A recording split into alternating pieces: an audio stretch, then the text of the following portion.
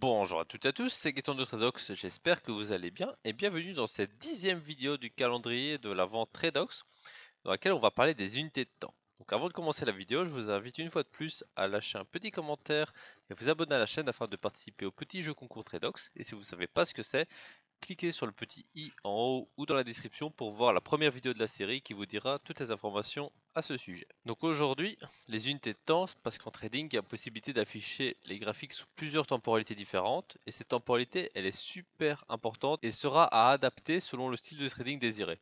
Par exemple, ça n'a pas vraiment de sens d'afficher un graphique mensuel, donc avec des informations qui remontent à plusieurs mois, plusieurs années, pour quelqu'un qui va faire du scalping, qui va chercher à faire des positions de plusieurs secondes à plusieurs minutes. L'information qu'il en tirera ne sera pas assez pertinente. Donc pour commencer, on va voir qu'est-ce qu'une unité de temps.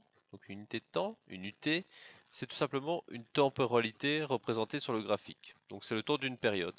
Par exemple, dans le cas d'un graphique en chandelier japonais comme on peut le voir à l'écran en unité de temps 1 heure, eh bien chaque chandelier représentera 1 heure de temps.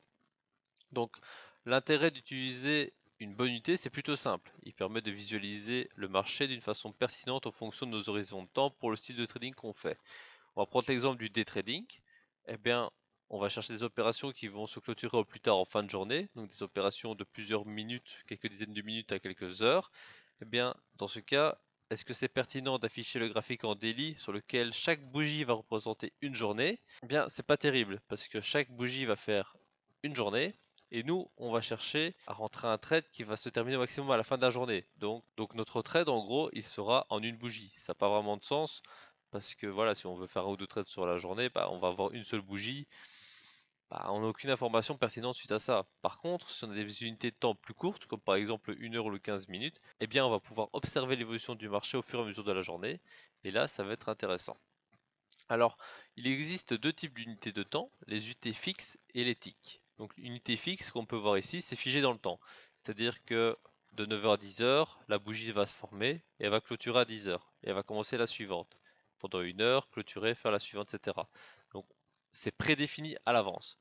À côté de ça, il y a d'autres représentations du prix et moi je vais vous parler des ticks. Donc, les ticks, qu'est-ce que c'est? C'est tout simplement, selon que vous soyez sur CFD ou sur Futur, ça va être différent. Sur CFD, un tick, ça va être une transaction. Et sur Futur, un tick, ça va être une variation du prix. Donc c'est une petite nuance qui a son importance.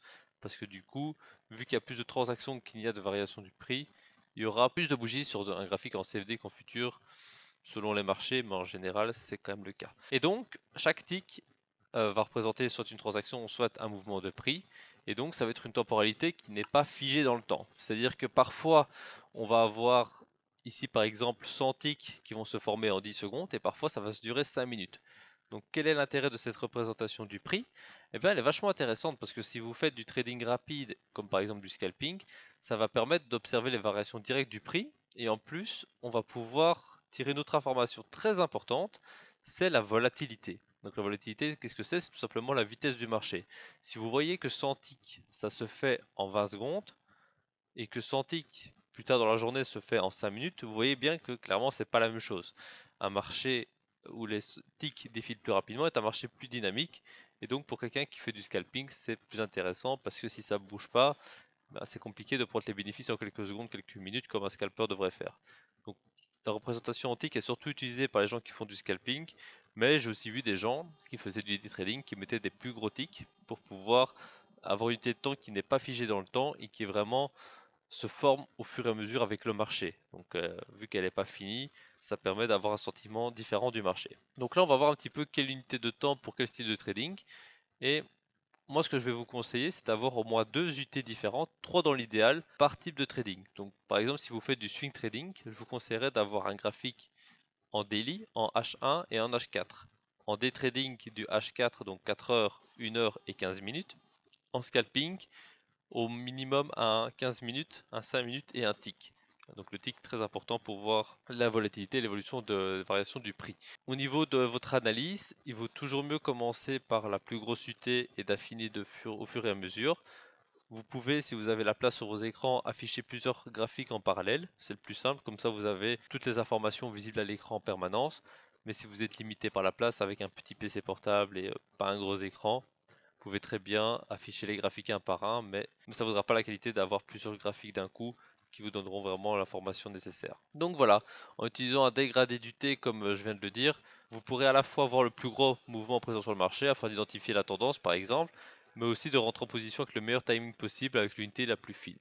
Donc c'est pour ça que je trouve que les unités de temps c'est très important. On n'en parle pas souvent, mais c'est important d'avoir les bonnes pour le style de trading afin de voir la bonne information au bon moment.